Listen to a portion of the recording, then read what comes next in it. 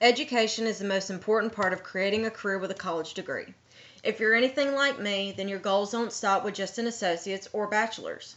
These goals cannot be obtained without some late night heavy reading, last minute cram sessions, and all those scatterbrained emails to your instructors. Welcome to our life as an undergrad. Now, those are the parts on the surface of our world, but what about the parts that aren't?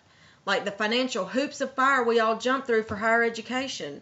Our biggest feat is affording textbooks. Not all of us are blessed with mommy and daddy's money or a scholarship. You can't say I haven't tried because I have put in several applications hoping to be one of the lucky ones. Tuition is on the rise every year with no signs of slowing down. Then we've got supplies, a computer, but most of all, textbooks.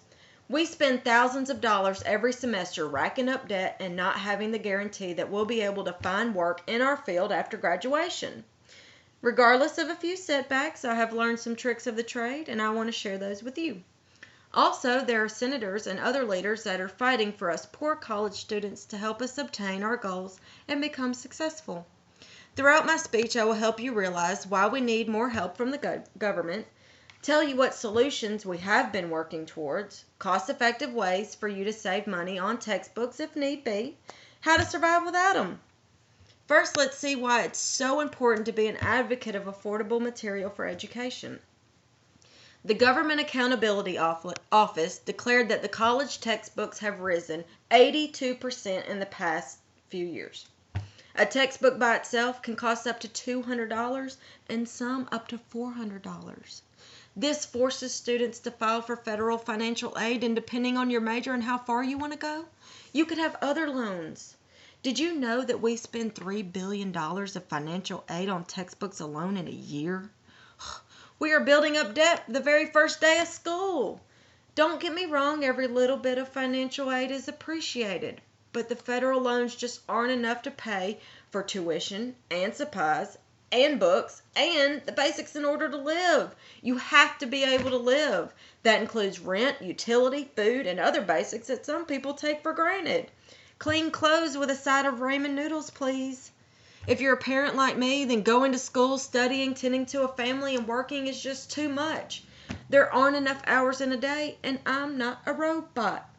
Some of us only have the one shot to make our dreams come true, and failing just isn't an option. The brave ones that are doing school, kids, and work are running themselves completely ragged, and I don't know how they do it. We all work with what we have to make ends meet, or we die trying. Even with a part-time job at the very least, isn't enough to compensate for the $500 to $1,000 per semester for textbooks. Without the basic essentials like food and shelter, you won't live long enough to graduate. This is causing students to undermine their education because of the cost of textbooks. A recent survey of students from 150 campuses nationwide noted 65% had decided against buying a textbook altogether. 48% were impacted by the cost of textbooks on how many or which classes to take.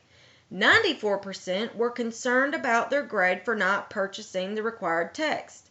It's disturbing that students are willing to risk their future because of the price of textbooks. PIRG is a consumer group that is the voice of the public. They say publishers use tactics to drive prices skyward, like releasing new editions regardless of the changes of subject material. Ethan Sinek, a higher education associate at PIRG, says that they price their new editions high, which then in turn dictates the price of used and rental books. Now let's get into some of the solutions being upheld by the government and the interest groups. The student PIRGs started the campaign for textbook affordability and created the attention of these soaring prices. They have featured prospective solutions for our urgent issue. One of the best solutions is for open textbooks.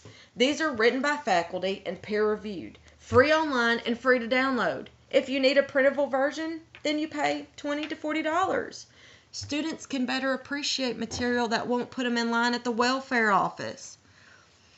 The open textbook belief is cutting the out-of-pocket expenses immensely. Before, the biggest barrier was the instructors, the educational institutions, and the government to embrace this belief.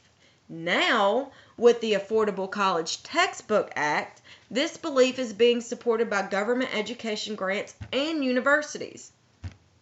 There are even instructors that are stepping up to help cut the cost of textbooks. They are asking for permission to reproduce sections of text and create a printed or online course packet. Providing these packets, the university could pay reasonable fees to the publishers and or authors. The way I see it, nobody loses. Irene Durenzik, a professor at the University of Minnesota, uses open textbooks. She says the material found online is high quality and can be customized to her teaching strategy. Instructors want the control of the information taught, not what the publishers want. Then they can update as needed instead of printing out a whole new edition and slapping on a giant price sticker. Spark backs the Affordability College Textbook Act. They found the bill would have a rise in the return on investment through a program in Washington State that saved the students 3 times the cost of the project in the first 2 years. It would be outrageous not to pass this bill. That is, if our leaders are really concerned about our education.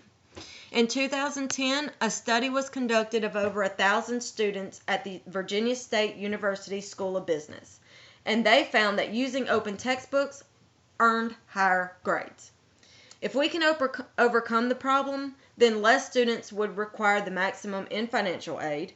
This could help the government and universities save money and reduce the amount of loans, which could also help reduce the amount of loans unpaid. Finally, I will tell you ways of saving money on textbooks and worst case scenario, tips to carry on without them. Like I mentioned before, any way to save a little bit here and there goes a long way when you're on your own. $10 to $30 can buy you a lot at the grocery store for at least a week or two. It's also important that you get an early start on knowing what supplies are going to be required for all your classes. Make a list and prioritize. Research is crucial for saving money. Read your instructor's syllabus. Most of them will tell you or let you know if a textbook is required or not. If a book is required, then examine all the cost-effective routes. Also, check with them and see if they will allow an older edition. After you've recovered from the sticker shock of the new price textbooks, where does your mind go first? If you are lucky enough to be able to buy used from your campus bookstore, then you can save a lot for sure. Do not expect to make a profit by selling them back, though. Buying new or used textbooks from online vendors can reduce costs significantly, but beware of the time consumption shipping can give you. Expedition will be an extra cost. The best websites I have found are Amazon and even eBay. Renting can be useful, but beware also of shipping costs, checkout periods, late return, and lost book fees. It may be more trouble than it's worth. A lot of times buying used is cheaper than renting, but with renting, you don't have to worry about having a book you may never use again. There are even websites where you trade books you no longer need for ones you do. Social network can help too, or you can make flyers and put them up around campus to see if another student is willing to trade. Ebooks are the newest technology out there. It's convenient because it's always with you, and it even helps the back pain associated with carrying those heavy textbooks. Beware of paywalls, expiration dates, and printing restrictions the publishers use to control the traditional market. There are ways to survive without your textbooks, but I strongly encourage you to do what's best for you. Using your school or local libraries for material is something that instructors always push for. You can ask to have a copy of the required text put in your library for checkout or make copies. You can share textbooks with other students by splitting the cost and creating a usage schedule. Having a study buddy or group can help you by interacting with others and have thought-provoking discussions. Ample note-taking can help, but be sure not to miss one class or lecture. Recording these lectures might be easier if you're not a good note-taker. The internet is always helpful to go along with your notes. The research can be endless. There are other advocates out there that I have come across in my research that have uploaded and made PDF versions of the required textbooks. You won't always find all of your books, but I was lucky enough to find at least 2 I needed. Beware of website scams or viruses. I'm not asking for a totally free education in all aspects. Teachers need jobs too. A little relief goes a long way. I feel like it would be easier for every student that signs up for a class gets the required textbook, and then at the end of the semester, return it. Anytime a book doesn't get returned or is damaged in any way, then the student will get fined. We are all adults now and don't feel the urge to write "blank was here" in our books. I would even accept paying a little more in tuition if it meant not having to buy books. I'm sure now you can relate to most, if not all, of the struggles we go through as undergrads.